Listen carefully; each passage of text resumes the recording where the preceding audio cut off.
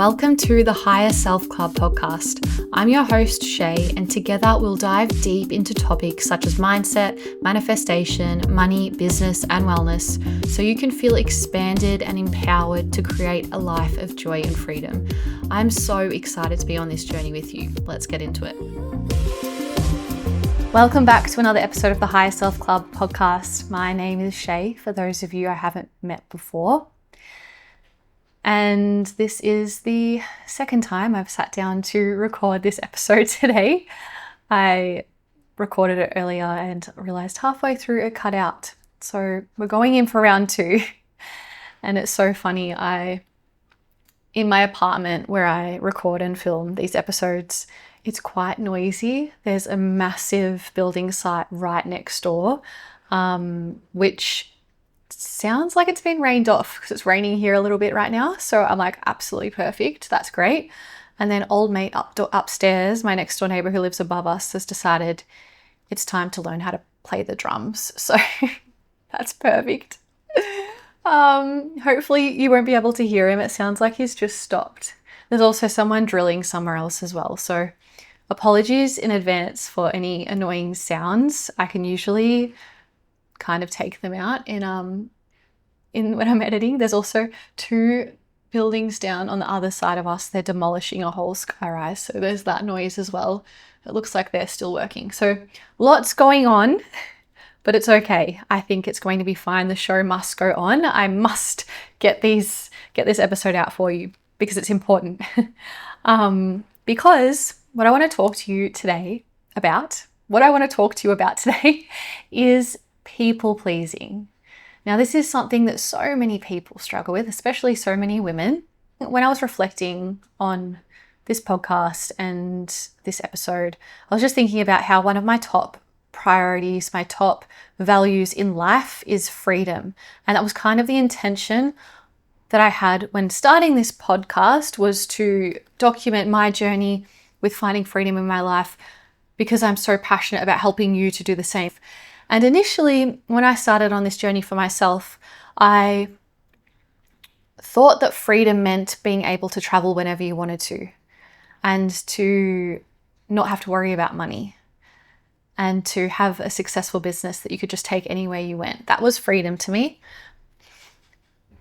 But the more I've gone along my journey, I've come to realize that those things are nice and they definitely help you to feel more free, but you can have the really successful business, you can be traveling the world full time like a little nomad and feel so free on the outside. But if you are experiencing an inner sense of turmoil, if your internal world feels constricted and heavy, then you're not truly free.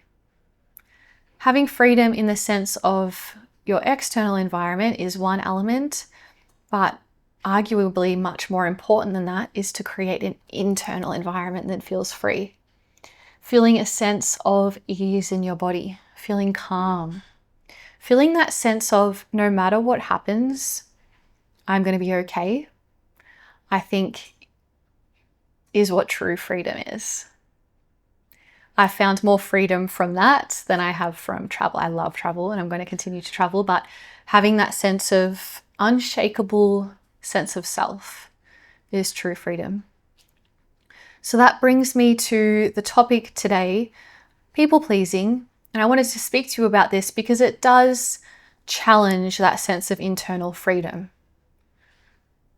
People pleasing really does challenge that sense of internal freedom. And when you can free yourself from people pleasing, it's going to feel so light.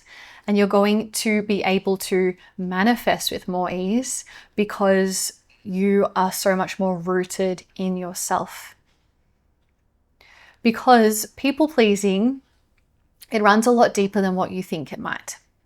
People pleasing isn't just about being nice and going out of your way to help other people. What people pleasing actually is, it's abandoning your own needs and your own truth to either maintain approval, to avoid conflict, or to feel safe. So people pleasing, it's not actually a personality trait. It's a safety strategy. It's a strategy that we use to feel safe. So it often feels like kindness, but people pleasing is actually rooted in fear. Okay, so I'm really looking forward to diving into this. We're going to go through my experience with people pleasing, how it might be showing up in your life, and then some really practical steps that you can begin to put into place and tools that you can use to start overcoming this people pleasing tendencies if you recognize them in your life. And it's going to allow you to feel so much lighter in your relationships, in your workplace, in any interactions that you have, any relationships that you have in your life. So when I think about how people pleasing has shown up in my life, I think about my past relationship. This was a big one for me. So my previous relationship was a 7-year relationship, and we were together very young. We got together when I was 14 and broke up when I was 21. So it was most of my teenage years. And in this relationship, we never really fought. We didn't argue or bicker. And I always used to think that this was a bit of a flex. I used to say, nah, me and my boyfriend, we never fight. Like everything's just easy. We don't argue. And I thought this was a really good thing because I was just the easygoing girlfriend. I was the low maintenance girlfriend in our social circles, like I was just the chill one, which I always thought was a good thing. However, now I realize that I was actually not expressing my needs at all. I wasn't the easygoing one because I actually felt that way. I was the easygoing one because I suppressed how I actually felt, because I wanted to make my partner feel comfortable and not upset him.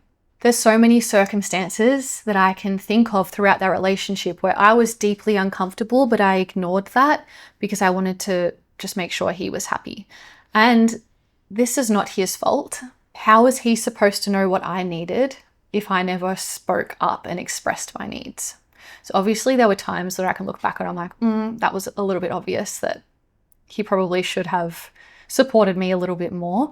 However, it's really about taking responsibility for how you feel and speaking up for yourself, because other people are not mind readers. How is he supposed to know if I didn't feel comfortable in a social situation unless I said something? Looking back at almost like a little bit of a grief, like I feel a bit of grief for that younger version of me because she stayed in a situation that was not honoring her, because she was so worried about what other people would think or how other people would feel, that this younger version of me just suppressed her own happiness and her own needs. And it wasn't until years later that I realized I was doing this. It was actually probably 5 or 6 years into my relationship with Daniel, my current relationship now, that I saw this pattern in myself. And it was this very confronting moment. I was like, oh my gosh, like I've just been abandoning myself for so many years. And once I noticed that pattern, I had to be honest with myself. I had to say, am I still doing this now? Is this showing up in my relationship right now? And I'm so lucky because Daniel's so supportive and he held so much space for me to explore this, because obviously he was like, well, I don't want you to be abandoning your own needs. So I was able to work through this, and it made our relationship so much stronger.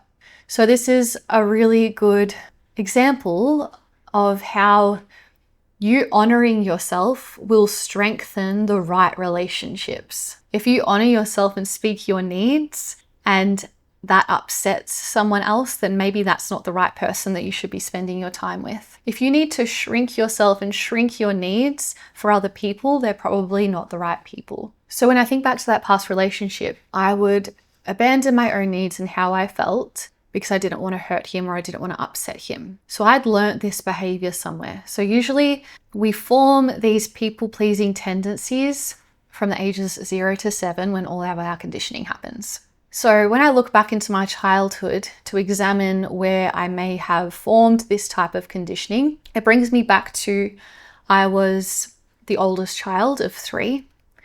And as the oldest child, if you're an older sibling, you will understand, or if you have any younger siblings, you'll understand that as you're growing up, you're often told to be the big girl. You're the bigger girl, you know better. Just say your younger sibling has a toy that's yours and they're stealing it. Instead of you rightfully having your toy, often your parent will say, be the bigger girl, you know better. And although this is so innocent for any parent to say this, as a child, what you learn in that moment is my needs aren't important. As long as my younger sibling is happy, then that's all that matters. And then often you get told that you're such a mature child, you're so mature for your age. And then that reinforces the belief that me not expressing my needs makes me mature. I get praised when I don't express my needs and I'm just quiet and small. And I could see later on through my childhood as well, when my parents divorced and, my younger brother and sister would find it difficult at different times, I would always console them and want to make sure that they're okay when there wasn't really any space for my emotions. It's important to remember that your parents did the best that they could with the knowledge that they had at the time. So I'm so, I love my mum and dad so much. But as children, we are just sponges and we take everything so literally. So I know for sure when I have kids, I'm like, it's inevitable, you're going to traumatize them somehow. And this is the work that we do now to understand ourselves and we can reprogram ourselves. So I'll definitely be paying for my child's therapy as soon as they're old enough to go. So this is in no way about blaming your parents for your conditioning, because we have responsibility now and we can take ownership of our conditioning and we can change it if it's not serving you. So if you grew up with maybe caregivers who may have been quite erratic with their emotions, as a little child, you might have learned to keep yourself small because you don't want to upset them. And in this way, you're learning to suppress your own emotions, your own needs, and just keep quiet in the hope that your mum or your dad or your caregiver is happy, because that's your sense of safety. Anything that threatens your relationship with your parents creates a threat to your own survival, and this creates really strong conditioning in your mind. So for example, if you were a really outgoing child and you loved to be loud, but you had a parent who told you to be quiet and you should only speak when spoken to, that is threatening your sense of safety and your sense of survival, because you're like, if I upset my parents and I don't have my parents to keep me alive, I might die. So then the child learns that they need to keep quiet. And then this is how they suppress themselves in order to keep safe. And then they go the rest of their life learning it's not safe for me to use my voice. So here you can kind of start to see how people pleasing can stem from different fears. So fear of rejection is a massive one. In that example, that child learns that if they use their voice, they might get rejected by their caregiver. So they learn to suppress their own voice in order to maintain their sense of safety. Some children might grow up with parents who really place a high value on success and getting good marks at school. Maybe a child comes home from school one day and they don't get a good mark and the parent doesn't talk to them. This then forms the conditioning in that child's mind. If I don't succeed, I'll lose connection with my caregiver. So that threatens their sense of safety. So then that child goes on to become an overachiever and to put a lot of pressure on themselves. I experienced something similar to this, not from my parents, but just from being in kinder. I've spoken about this before on the podcast, but when I was 3, I was in year 3, 4-year-old kinder. So I was a year younger than all the other kids. And we're sitting down waiting to go for lunch, and the teacher had all of our names up on a board. And in order for us to go to lunch, we had to go up and pick our name off the board and then we could go to lunch. I didn't know what my name looked like yet. I was only 3. So the other kids went and picked their name off, and I went up a couple of times and got it wrong, and I had to sit back down, and I was humiliated in this moment. And that created this fear of rejection because my peers were laughing at me and I felt like I was being outcast from the tribe. If you think back to tribal days, as humans, we needed to be part of our tribe. If we were outcast from the tribe, we would die. So that conditioning is still in our nervous system. So in that moment, my sense of safety was totally shaken. So I learned I must never be in this situation again. I must never be embarrassed by my peers. I must always have enough knowledge that I'm never in that situation again. So then I went on to be such an overachiever in school and put so much pressure on myself, which didn't make any sense to my parents because they were like, they didn't put pressure on me. So it can be little things like that in hindsight, that kinder teacher would not have meant to traumatize any children. It was just an activity to begin to learn your name. But as kids, you take things so literally. You absorb information, you're in this hypnotic state, and anything that's threatening your sense of safety, your body absorbs that. And that's how you create your conditioning. So fear of rejection is a big one that can cause these people-pleasing tendencies. Fear of conflict is another one. So sometimes we stop ourselves from speaking up and speaking our needs because we don't want to face conflict. We don't want to have a hard conversation. Conflict is uncomfortable. So that will often stop us speaking our truth. Often we'll go out of our way to do things for other people that we don't really want to do because we don't want the conflict of saying no. People pleasing can also be this like real desire for control, in the sense that if everyone else around me is happy, if I can make sure everyone else is happy, then I'm safe, then I'm going to be okay. And I've definitely noticed this in myself with my family. I'm so just want to make sure that everyone else is happy. And if everyone else is happy, then I'm safe and I'm okay. I would much rather suppress my own needs if it means that everyone else is calm and grounded and happy, rather than speaking up about what I need, which is definitely something I've worked on the last couple of years. But this might be showing up for you in this way where you just want everyone else to be happy in order to control that environment and to control your sense of safety and how you feel. So maybe this is beginning to spark some ideas within you about how people pleasing might have formed within your own conditioning. So I wanted to talk a little bit more about how people pleasing might be showing up in your day-to-day life. So a big one is if you ever say, I don't mind, when you actually do mind, is a very common form of people pleasing. For example, if you're going out with friends and they're like, where do you want to eat? And everyone's like, oh, I don't mind. Rather than just saying where you actually want to go because you want to not put anyone else out and you want to be easygoing, which is also a good thing. But if there is somewhere you really want to go, then why not say it? Or if you really hate a certain type of cuisine, then just let people know. Because often it's so funny when you're like, I don't mind, and then someone says where you really want to go, and you're like, oh, that's my first choice as well. Or sometimes you say, I don't mind, and someone picks where they think you would want to go, and then you end up going there, but you both actually wanted a different option. So there is so much to be said for just speaking up and just saying what your preference is. Another way people pleasing might show up in your life is over-explaining your decisions. So if a friend asks you, hey, do you want to hang out on Friday night? And that week you're feeling tired and you just really want a Friday night to yourself, just being able to be like, oh, I'm really not feeling up to it this week. And just leaving it at that. Not needing to be like, oh, I've just got this thing on, or making up some excuse, or having to over-explain yourself. Just saying how you feel is enough, and just leaving it at that. Another way people-pleasing might show up for you is apologizing for things that don't need an apology.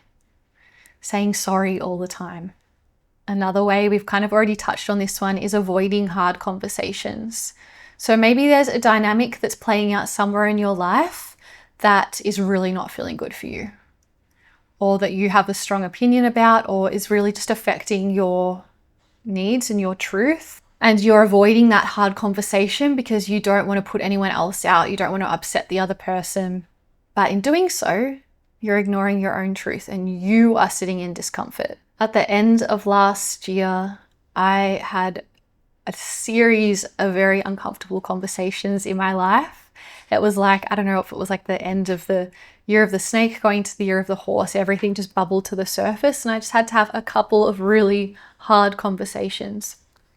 And it sucks in the moment, but on the other side, it is so much better for everyone involved. Because when you can speak your truth, it just brings so much weight off your body, even though it's uncomfortable. So avoiding hard conversations is definitely a way that people-pleasing can really express itself. So another way that people-pleasing might show up in your life is when you just go along with what other people want all the time, or if you shape shift depending on who you're with. So you know those people that kind of change their personality a little bit depending on who they're with? That can be a real people-pleasing, a real expression of people-pleasing. And what also follows on from this is if you just don't know what you actually want. Maybe you have always just followed what everyone else wants rather than really tuning into what you want. So this was something that I really noticed in myself at the end of that 7-year relationship. When we finally broke up, I was like, my sense of self was so rattled. I was like, I don't know who I am. I don't know what I want. And it was so disorienting.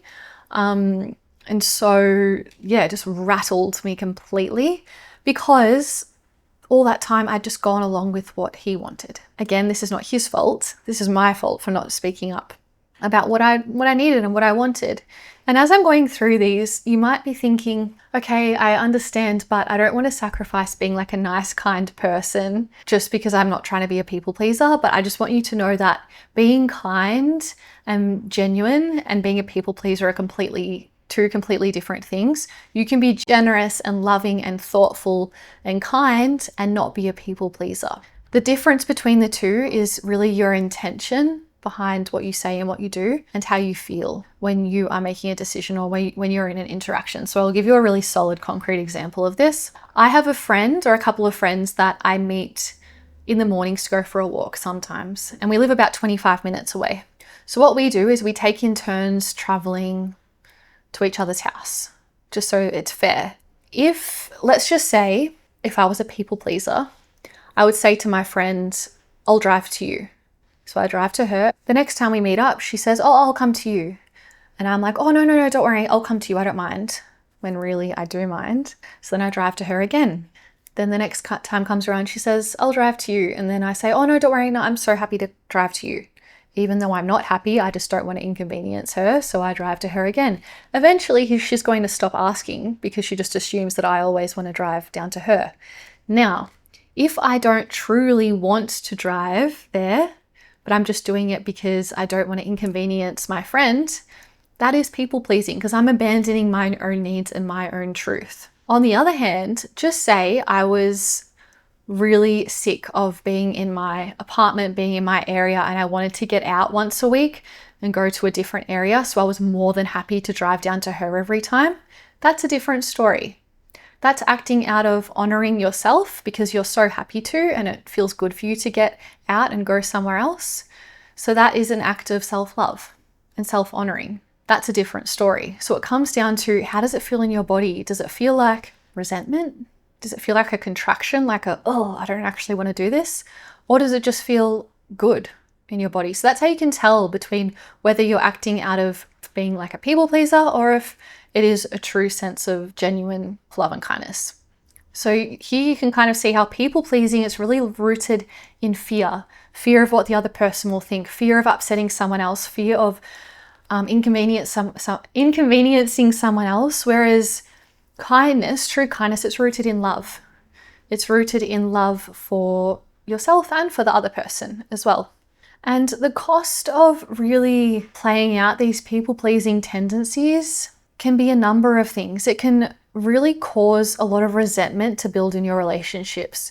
So as I mentioned before, if I was continuously traveling to my friend's place all the time and I didn't want to, this is going to build a sense of resentment in my body for her and for going for our walk in the morning, because I'm like, oh, I have to go down there every single time. So you'll notice that resentment starts to build. Or in your relationship, if your partner is always leaving their clothes on the floor or their towels on the floor and you never say anything, you never speak up about how it annoys you, that resentment will build. But they don't know that it upsets you because you haven't told them. So it can really start to create these one-sided dynamics where you're putting all the effort in a relationship or a friendship. And then it can also lead to burnout and exhaustion. For example, like in your workplace, if you're always doing extra things for other people, or if you're doing tasks that you don't actually want to do, this can have a real impact on your energy and just make you feel exhausted and burnt out. And then acting from this place of self-abandonment all the time, it just causes you to lose your sense of self. Like I mentioned before, like how I felt at the end of my relationship. And also causes you to feel unseen and misunderstood, because how are you supposed to be seen if you don't let people see you? If you're not speaking up about what you want, if you're not speaking up about your needs, how are people supposed to know? People are not mind readers.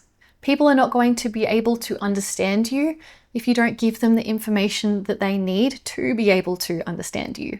And then I guess the most detrimental aspect of these people-pleasing tendencies is it starts to eat away at your self-trust. Because every time you say yes when you mean no, you weaken your sense of trust with yourself. And I understand that it can feel really challenging to make these changes because you're genuinely challenging your sense of safety. When you start to speak up for yourself, it's like you are speaking directly to that, or working directly with that little baby version of you who feels like their life is under threat when you speak up for yourself, because you're challenging that sense of safety. So when you are starting to speak up for yourself a little bit more and be more honest with your needs and be more honest with the people around you about your needs, you're going to really nurture this inner child. You're going to ask this inner child what it wants, give that little inner child what it needs, give it a little hug, remind that inner child that it is safe. It is safe for you to speak up. It is safe for you to be honest about what you need. And here, you're not only changing your behavior, you really are changing your conditioning, which is why it feels so scary sometimes. And it can feel like your body is kind of activating and you're going into that sympathetic nervous state, because it does feel like your body is going into survival. When you start to speak up a little more and when you start to be more clear about your needs, you might feel that sense of guilt come into your body because you're so used to prioritizing other people's needs. And you literally believe, even though on a conscious level, you know it's not true, deep down you believe that other people's needs are more important than your own. So naturally, this is going to create a sense of guilt because you feel like you're doing something wrong. You feel like you're doing something wrong by honoring your own needs, when that's just not the case. And we have to retrain our body and retrain our mind to know that honoring yourself first is the most self-loving thing that you can do.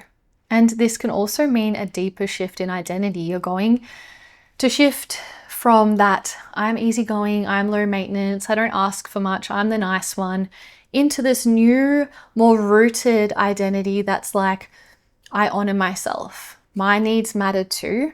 I can be honest and kind at the same time. And the funny thing about people pleasing is it's like you're worried about how other people will perceive you and you want to be seen as the nice one. However, it really has the opposite effect, because you know when someone's just telling you what you want to hear, and it's a bit of an ick.